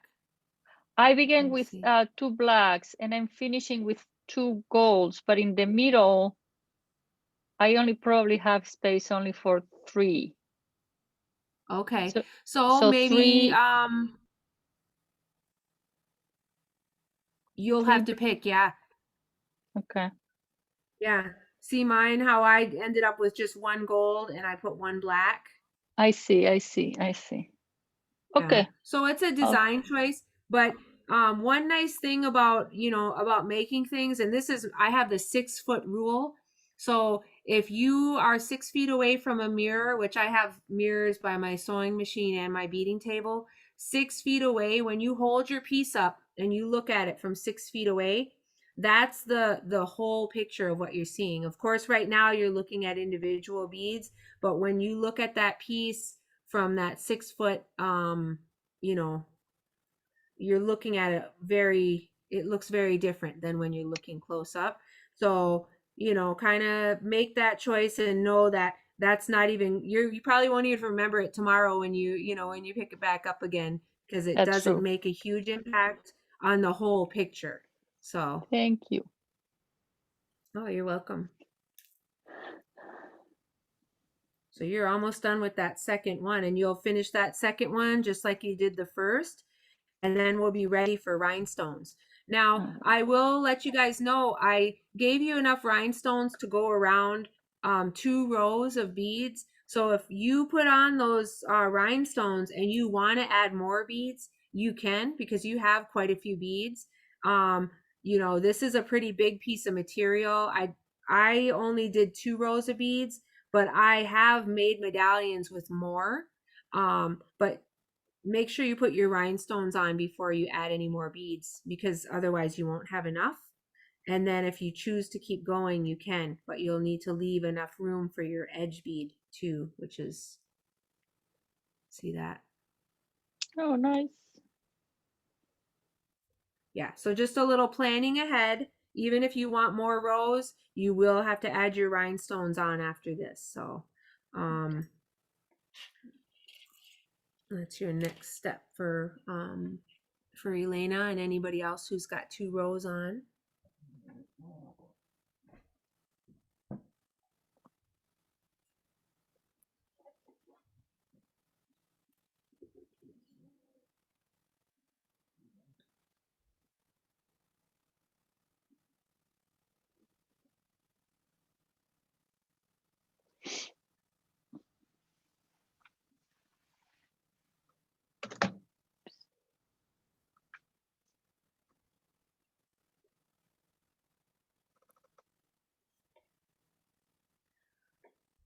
So once you finish your second row, and don't rush, guys. We're all working at our own pace. Do not feel like you have to rush. Okay, we can go Excuse back me? and repeat this. Yes, what's Yeah. up? How's it going? Okay. So I messed up on my first set of beads for the second row. And so I decided to cut them off. Now it's really short. I don't know, like, should I tie it off or should I just bead over it? I don't think there's enough for me to tie it off though, this little strand. Okay, well, you want to somehow secure it. So maybe, does your Should I dad sew have a over lighter? it? Does your dad have a lighter? Dad, is there a light? There's This would be definitely a something lighter that- in the that- kitchen. Okay, so this would be something that an adult will have to do. This thread is really good with a lighter. You can just melt that thread and then push it down on the piece. Okay, all right. So have your dad do that for you, okay? Or your mom. Yeah, so guys, I was talking about the lighter. One thing, I didn't include the lighter. You know, it's not absolutely necessary, but when you do have issues, you know, where your thread's too short to knot, the lighter can be a great way to help secure that so you aren't going to have any bead loss. She still may want to go through some of those beads, but this will help. Oh, got the candles out. Okay. So just be careful. Yeah, they should just, yep, there you go. How good? Okay, great job. Awesome. Very good. Okay, see how it melted it? Good job. Okay. So It went really quick. now, yes, it really does. Okay, so you got the candles blown out. Very good. Smart thinking there.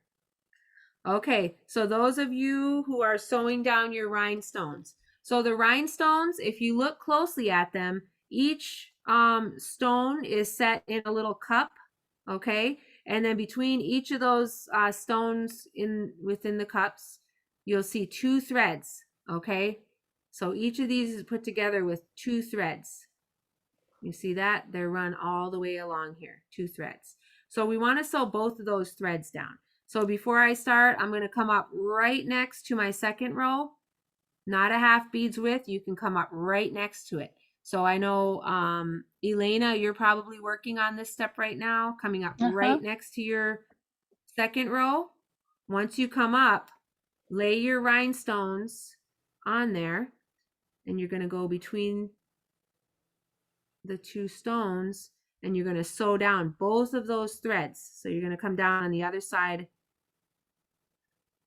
of those two threads, securing them both at the same time. Both at the same time.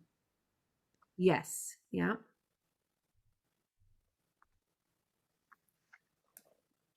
So then you're just going to go to the next one, and you're going to sew it down all the way around. So you're still practicing, you know, where you're coming up next to your beads, and then going down on the other side. Are you guys noticing that you're getting better about guessing where to put your needle? It's getting easier. Good. Very good. You'll be very happy with yourself once you get it down to a science where you just stick it up and you're like, oh, I got it again. It's a challenge, but it can be so rewarding when you get that technique down. So great job. Just repetition over and over again. You do this. Sometimes I can just bead for like 15 hours a day. Just binge watch some movies and be beading like crazy. Hey, Michelle. And yes. So for the rhinestones, hello, do you go through the middle, or do you go the outside of those two little rhinestone threads? Yes, good question. So you go on the outside. I come up right next to my row of beads, and then I go down over both of those threads. So I'm coming up on one side and then going over and down on the other, sewing both threads down at once. So you don't go through the middle? No. No. This way you can sew two threads down at once. It's a good time saver, and it makes sure and help them lay really flat. Okay. So, and it's easier to get used to coming up right next to that row of beads and then going down on the outside of that row, that thread on the rhinestones.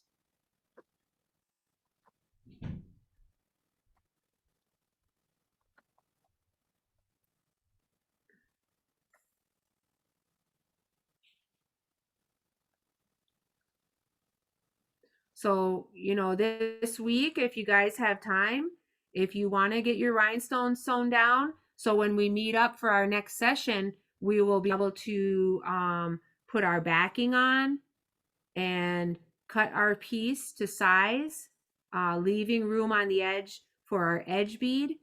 So those are the things that, you know, we have as goals for next week. So if you can all get to the point where your rhinestones are sewed down, that would be awesome. Then we'll edge bead. Once we put the backing on, we will make loops for our leather strap. And of course, we'll sew on our elk tooth with beads also. So that's another chance to add some color to your piece when you put those loops on there.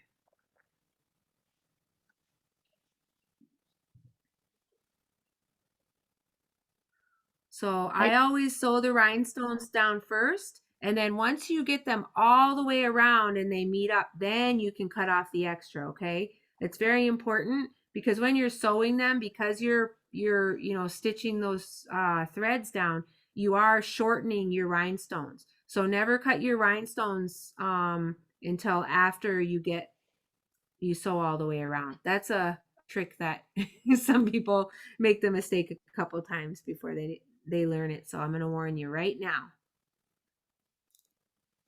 And one more warning, if your thread starts getting short, it should be at least as long as like your fingertip to your thumb.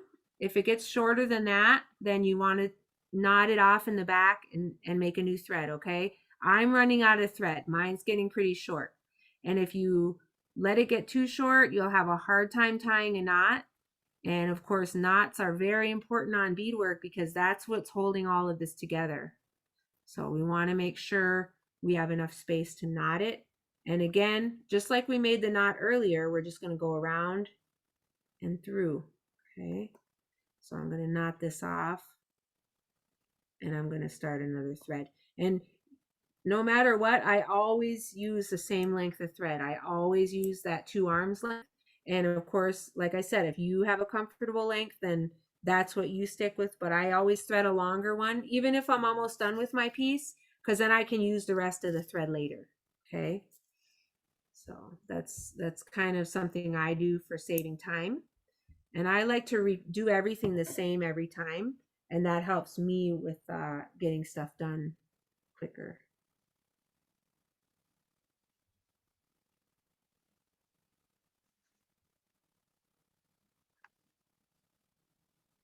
And when you tie the knot, you try the knot to be left next to the surface, right? Yes, you want it as close to the fabric as you can get it. And remember, when you tie knots, especially when you're tying it on the piece, if it doesn't end up right next to it, you can split this apart and pull it, and it will move the knot. Here, see how I can move the knot down if I pull it? Okay. So the knot will actually move down right next to your piece. You want it nice and snug, because if it does, loosen up in the front, then you'll have your rhinestones won't be on there as tight. So it's all about securing everything to the piece. So yeah, that's a great question. Thank you. Mm.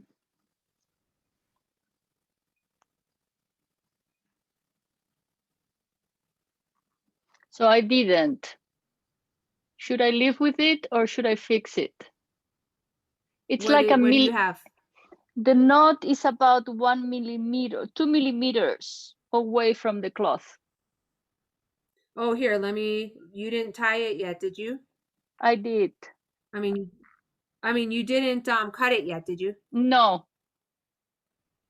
Okay, so here, I'm going to show you real quick. So I put it through. I'm going to pretend I have the needle on still. I'm going to tie the knot. I'm wrapping it around, bringing it through, right? And then I'm going to push it down. But if it doesn't, so look, it's way up here. See how high it is? Yes. I want to move it down, right? So right. I'm going to take these and pull them apart and move the knot down. Just pull them apart. You can pull them hard if you have to, okay? You really want that knot close to the material. But I already tightened it. Right. Should I try? Yeah, that's okay. You can still do it. Try it. Just So here I'll tighten. I should first undo what I have, right? No, you don't have to undo it. Just open up the 2, hold one in each hand, and pull it. Just pull it. That's what I did, but it still ended up far from the cloth. Oh, I don't know what I did, but. Can I see how far? Yes, let me see. So, okay. So it's like that much. Okay. It's really close, but it's not close. And even if you split it and pull it, right? You should be able to slide it. Did you take it? It doesn't matter if it's tight; it should still move. It's waxed thread, so. Really? Okay. It has a lot of wax on it. That's why it's good for beading, and it doesn't get knotted as easily. Knock on wood. No, I must have knotted it twice, probably. Oh, okay. It's not moving. All right. Well, the good thing is we are going to glue down a backing, so that will help hold your piece in place. So for next time, just knot it once, tighten it, and then knot it again maybe. But yeah, it's going to be okay. Just we'll practice as we go. Okay. It'll be Okay. fine. We'll put extra glue on it before we put the back on. So let's Okay. move along. And But so now I did can you knot it now because you, I can cut wait, it, were you right? out of thread? Don't cut it yet. Were you running out of thread? Is that why you knotted it? Yes. I Okay, have you were like almost out of thread. yeah. Okay, yep, then you're ready to cut it.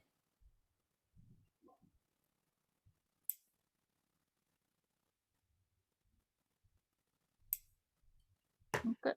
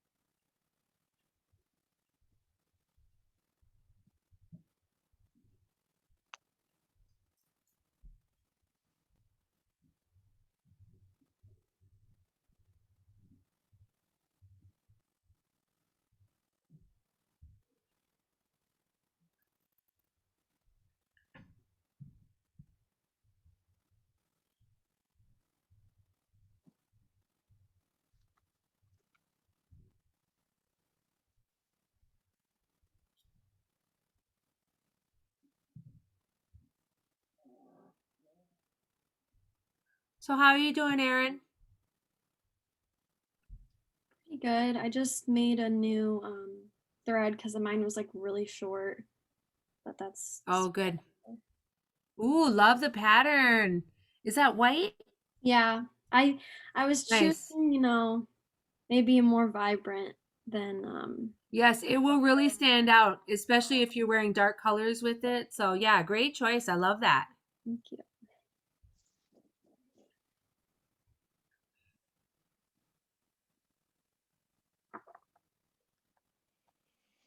Yeah, it's always cool to see, see different color choices and stuff, and you all have different centerpieces. Well, there are a few different color backgrounds and stuff. So, yeah, it's so neat to be able to pick your colors and, you know, choose how many beads you want of each, stuff like that. And every time you make something, you'll get excited about, making those choices and stuff. So, yeah, I that's why I love beading. You can do so much with even these small things. I love, like these quilled earrings. He chose to work with a metal stud. A lot of people use the mirrors and things. So there's a lot of things. If you go to the store and you see different circles and different, pieces, you'll be like, oh, I can bead around that. That would look cool, So it once you start beading, everything becomes something that can be beaded on and stuff. I definitely find that. So yeah, even like if you if you shop at Goodwill and stuff, you'll find earrings that are already made and you're like, "Ooh, I could hang that from a pair of beaded earrings." So yeah, a lot of fun stuff you can do.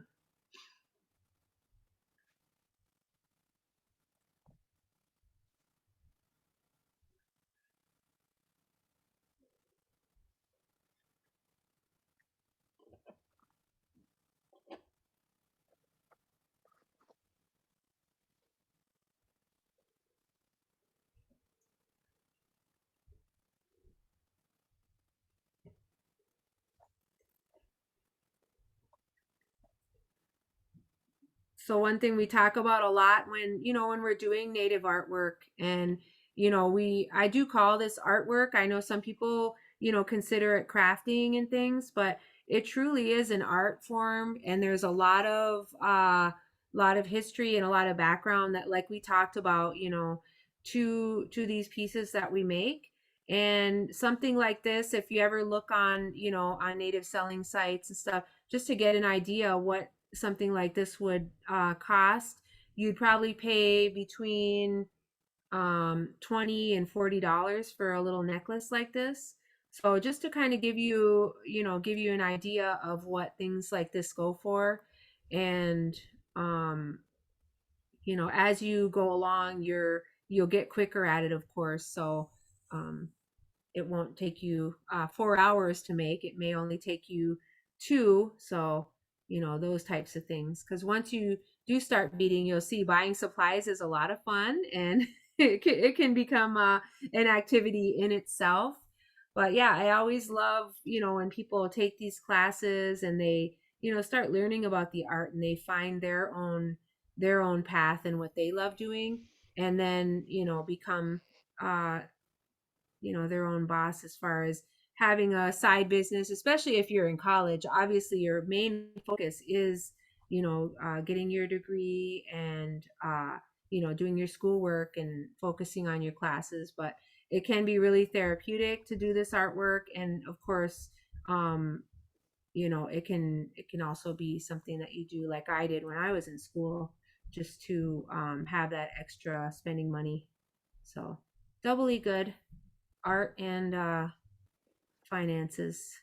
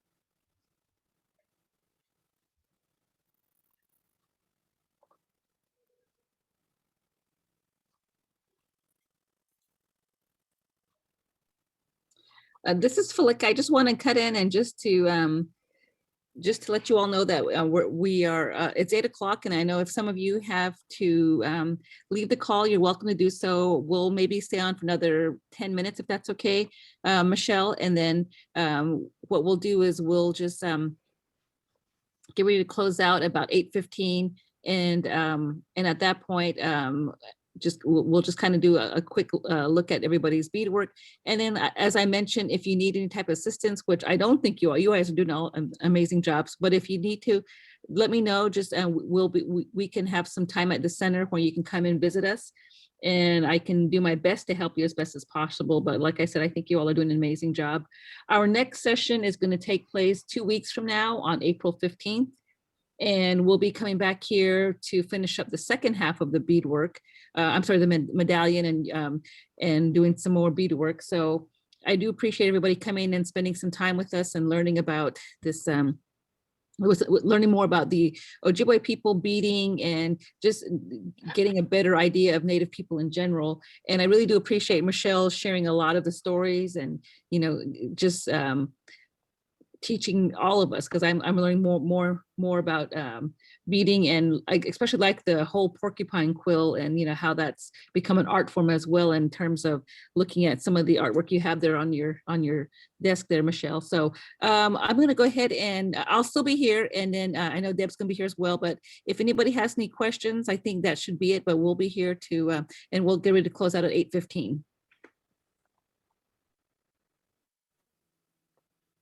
Awesome. Yeah, thank you so much. And again, I appreciate the extra time. I know I came on a bit late, and also, yeah, if you do need to contact me with any questions, I always try hard to, be there for you, because I know, when you're excited about beading, that's the time to bead. So, feel free to reach out. I gave you my card, and I love that, your community there is also willing to help, because sometimes in-person help can be the best. So I understand I can only do so much, but I will definitely do my best. And yeah, you guys are doing amazing. Maybe we can do a group picture if you're open to that.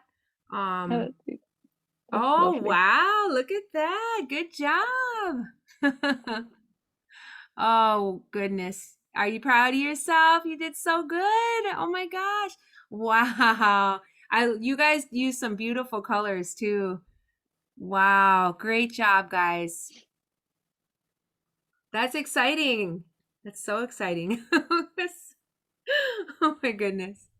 And I would also, I would also encourage you all too, if you're on Facebook, to follow Michelle, Woodland Sky Dance. Is that what it is? I can't remember the handle right off the way, but she does share a lot of beadwork. But you're very multi-talented. So I have seen you do some of the ribbon skirts, and of course Baby Yoda. But yeah, if you have a chance and you're on social media, feel free to follow her, Michelle, and she has some really good ideas, and also she'll share some of her artwork that she already completed. Yeah, thank you. If you guys get a chance, I share all my stuff on my Instagram at Emery Designs, which is on my card.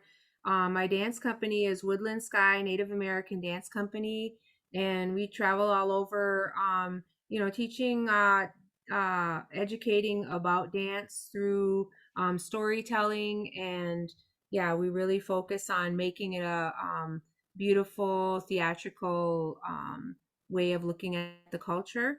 And yeah, I dance with other people who love dancing as much as I do, and who just enjoy having the opportunity to travel and share the culture.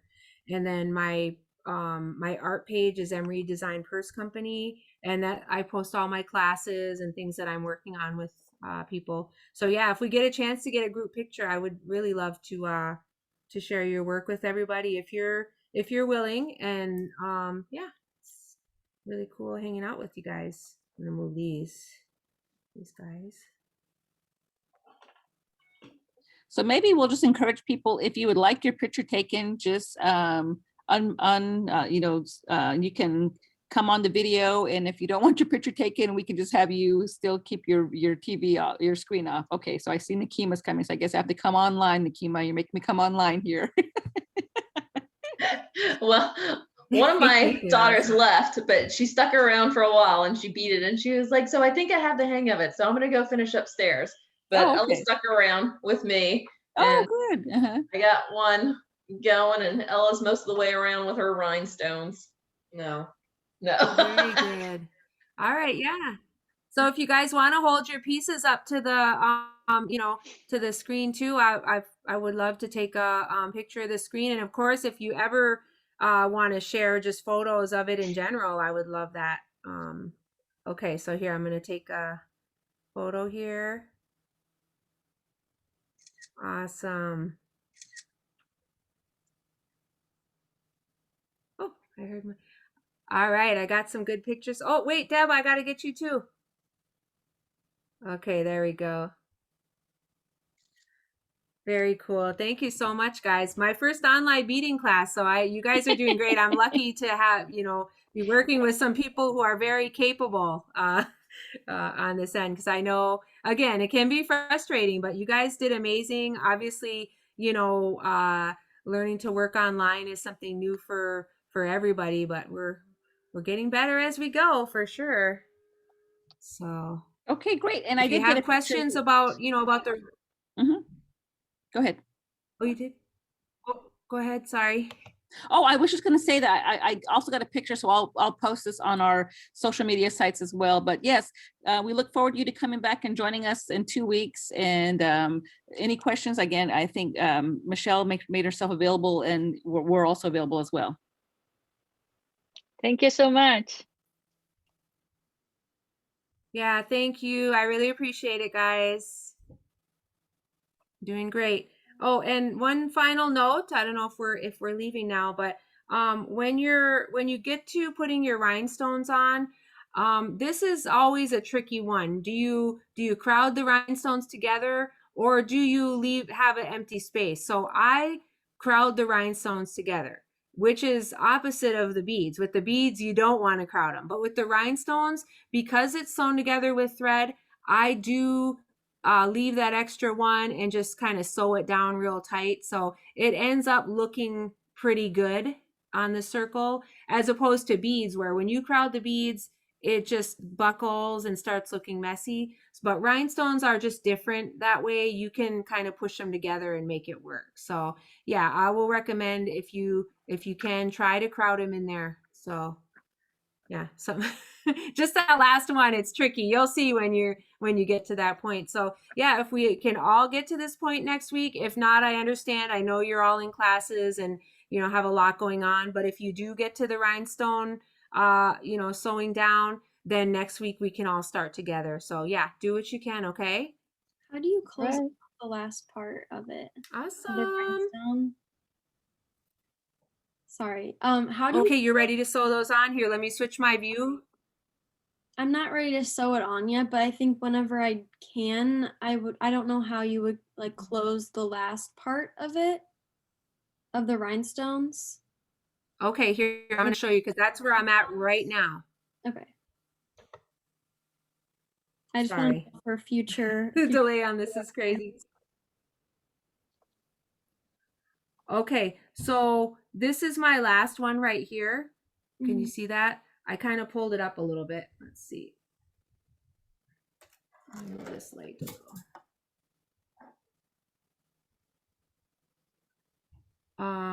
So this is my last one right here. And what I was talking about is how, it kind of crowds in on that last one. So I'm just gonna still sew it down and just kind of push it over. So I cut it and then I'm gonna make it fit in there. See, I'm just kind of pushing it in there. Oh, okay. Okay. All right. Yeah, so it's not perfect, but it fits fairly well. So yeah, don't cut it till you get the rhinestones sewn down. Very important. Otherwise, it'll be too short. All right. And then you tied the knot that like in the same way as you did the previous one. Yes, and like we talked about, just tie one knot and make sure it gets pushed all the way down. Okay. Hang up. Okay, so let's go over this knot, wrapping it around the fingers, then pushing it down and tightening it. So mine, see, I didn't tighten it all the way down. I did that on purpose, but I'm going to split the thread and pull them apart and make it go all the way down to the piece. Okay. And that's going to make this nice and tight. But if for some reason it doesn't work, it's okay. We're going to use a glue stick and we're going to glue all this really good and glue that backing on. Okay. So that's just some extra insurance, so your piece is nice and strong. So something for next week. And that's where you'll be. Some of you, like I said, might want to keep beading and keep going, adding some rows. Just make sure you leave about 1/4 inch around your edge. Okay. On wherever it's the skinniest, leave 1/4 inch. So you can do more rows, but put your rhinestones on after 2, because I didn't give you enough to, go way out here. So that's pretty important. So if you want to start another row, go for it. Really get that technique down. I think I'm going to start another row. You guys are inspiring me. I haven't beaded a lot lately. Just little doll things. Been making dolls. And I think for recording purposes, Deb, we'll go ahead and we'll just close it out now, because I know that we do have people that will be joining us, and they'll come back and they'll visit this video, and then when we all come back next week, we'll all be at the same point to begin. So thanks again, and just go ahead whenever you're ready, Deb. We can stop recording.